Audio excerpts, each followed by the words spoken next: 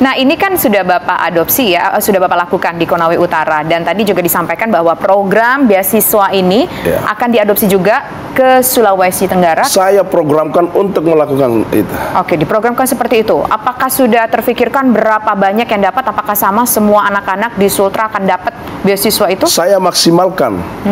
Saya maksimalkan. Kalau saya sudah niatkan, saya yakin Allah akan memberikan saya jalan seperti apa untuk memudahkan, karena saya tahu saya ditugaskan juga untuk bermanfaat kepada yang lain. Kalau hal-hal yang baik, saya kira pasti ada saja kemudahan. Makanya saya katakan tadi, saya optimis saya bisa menang, Mbak. Karena apa? Ya begitu beratnya saya berupaya dengan 20%, ketika putus MK 10%, alhamdulillah. Berarti ternyata pilkada ini untuk Ruksami. Karena ada kemudahan di akhir-akhir begitu, di akhir-akhir menit begitu ya. Malam Jumat itu saya berdoa. Sampai sholat subuh saya kasih bangun mama saya telepon saya punya adik-adik keluarga semua. Okay. Alhamdulillah. Alhamdulillah begitu menurut Pak Ruksamin. Tapi Pak Ruksamin, kita ingin tahu bahwa Bapak ini juga tampaknya menawarkan program-program lain kan ke masyarakat, ke calon pemilih, tidak hanya soal beasiswa tadi. Apa saja mungkin program-program lain? Jadi sektor pendidikan tadi kalau kita mau lihat itu bukan hanya pada beasiswa saja, tapi bagaimana infrastrukturnya.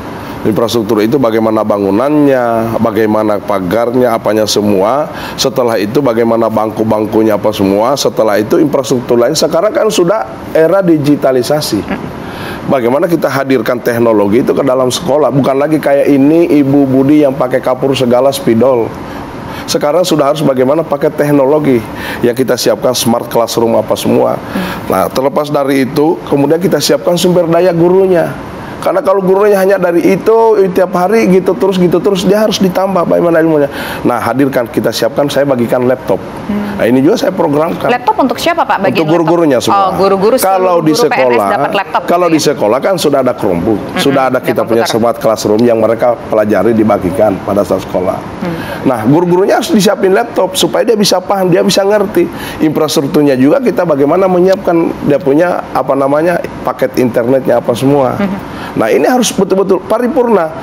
Belum lagi bagaimana gurunya kita sejahterakan juga mereka.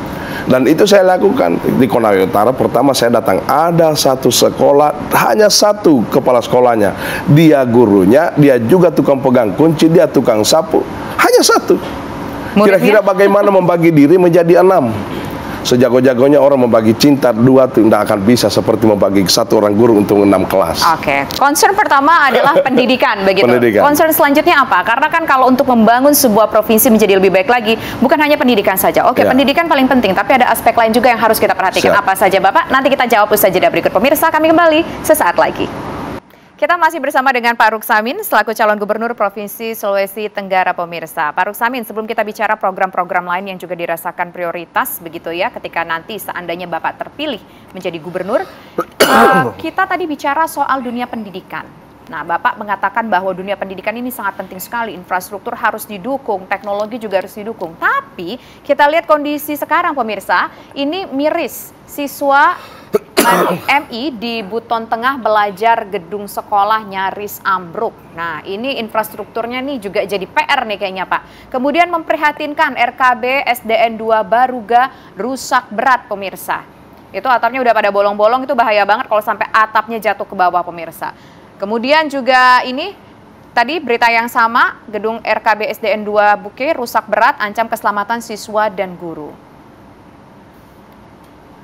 Oke, itu adalah beberapa kondisi infrastruktur ya Pak, gedung pendidikan yang berada di Sulawesi Tenggara. Bagaimana Bapak merespon ini? Apakah ini akan menjadi hal yang langsung dibereskan sebelum kita bicara soal bagaimana teknologi dan digitalisasi ataupun beasiswa? Dalam pembagian tugas tanggung jawab di pendidikan itu sudah jelas. Kabupaten itu mengurusi pendidikan dasar, mulai dari TK, SD, sampai SMP. SMA itu tanggung jawab provinsi. Kemudian universitas itu larinya ke pusat. Nah, melihat seperti tadi itu adalah tanggung jawab masing-masing kabupaten kota. Nah, bagaimana peran, apakah misalnya kalau menjadi seorang gubernur tidak ada tanggung jawab itu? Tetap ada, tidak bisa lari. Posisi sebagai seorang gubernur itu adalah perwakilan pemerintah pusat yang ada di daerah. Inilah yang kemudian kita bagaimana mengkoordinasikan, melihat situasi seperti yang terlihat itu, kita lakukan rakor. Nah, bicara masalah pendidikan ini bagusnya kita ditopang dengan anggaran. Dia mandatory spending 20%. Kira-kira gimana? Infrastruktur saja bisa kita kerjakan.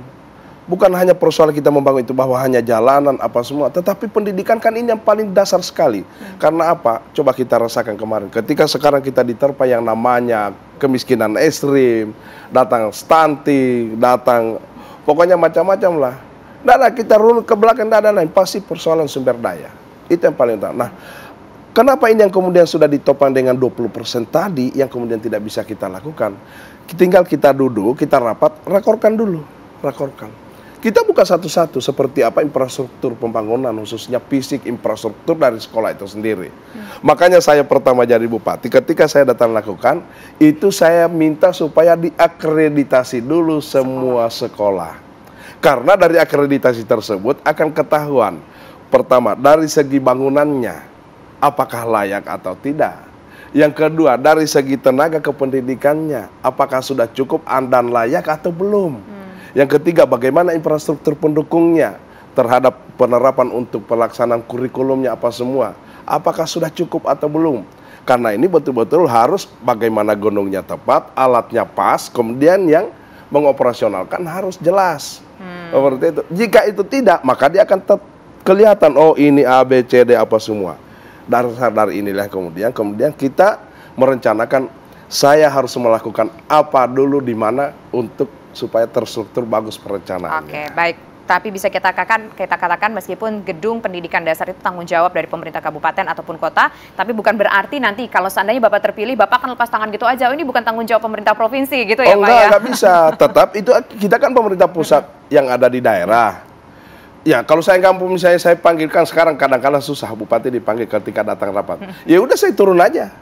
Saya turun aja, apa susahnya? Kira-kira saya turun kemudian saya datang kemudian lihat apa semua. Kayak Pak Jokowi. Malu nggak? Kira-kira kalau datang seorang gubernur atau presiden atau menteri kemudian melihat kita punya bangunan. Sebenarnya. Habis itu buka APBD-nya. Ya kan? Kita evaluasi. Karena APBD provinsi itu, kabupaten tidak bisa dilaksanakan kalau tidak ada evaluasi di pemerintah provinsi. Nah, ketika ada seperti tadi ini, dicatat memang. Sekolahmu ini kok Anda belum bangun kalau tidak kelihatan seperti itu. Kecuali kita nggak punya nurani lah untuk melihat di bawah seperti itu. Tadi Bapak juga menyinggung soal stunting ya, pendidikan, sudah kita bahas. Tapi soal stunting ini bagaimana Pak? Concernnya Bapak kalau nanti terpilih jadi gubernur akan seperti apa untuk stunting? Kita kan ada target, 2024 harus 0. Apa yang akan dilakukan untuk mencapai target 0 stunting? Laksanakan, tidak ada lain. Pertama kita harus minta data dulu. Data itu harus data satu nasional yang ada. Jangan pula dari yang kita membuat data di kabupaten, tidak. Persepsi itu satu.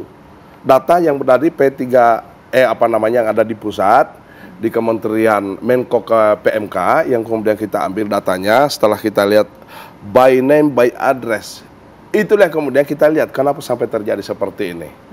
Harus kemudian kita itu laksanakan, tinggal kita membagi tugas. Nah, kalau saya di Konawe Utara, saya buatkan yang namanya URC KIS. Unit reaksi cepat penanganan. KIS-nya itu kemiskinan ekstrim, I-nya inflasi, S-nya stunting, S-nya lagi secara selaras. Karena siapa yang menangani? Kita juga semua. Tinggal datanya yang berbeda. Bisa jadi ada yang sama. Nah, kalau masalah stunting langsung laksanakan. Kenapa dia stunting? Bisa jadi karena mungkin gizi buruk. Bisa jadi karena mungkin kekurangan makanan. Bisa jadi mungkin karena faktor ekonomi. Tapi yang jelas bahwa faktor pendidikan dari segi orang tuanya atau siapa. Nah, ini yang harus kita isi semua. Sektor pendidikan, apa yang Anda lakukan di situ? Kalau ekonominya kurang apa semua? Karena ada banyak penuh, ada dinas perkebunan, ada dinas pertanian, bisa, kau punya lahan, kok nggak keterbuka? Bisa jadi nggak ada lah apanya semua, nggak ada modalnya. Siapin UMKM, kan ada kita punya dinas apa semua. Persoalannya tidak susah, tinggal persoalannya apa kita mau atau tidak, kita rencanakan dari awal seperti apa. Pemetaannya, kemudian kita titik startnya dari mana, sehingga kita bisa dapat. Alhamdulillah saya sekarang sisa 5, sekian %. Targetnya kemarin kalau stunting kita berada di 24%.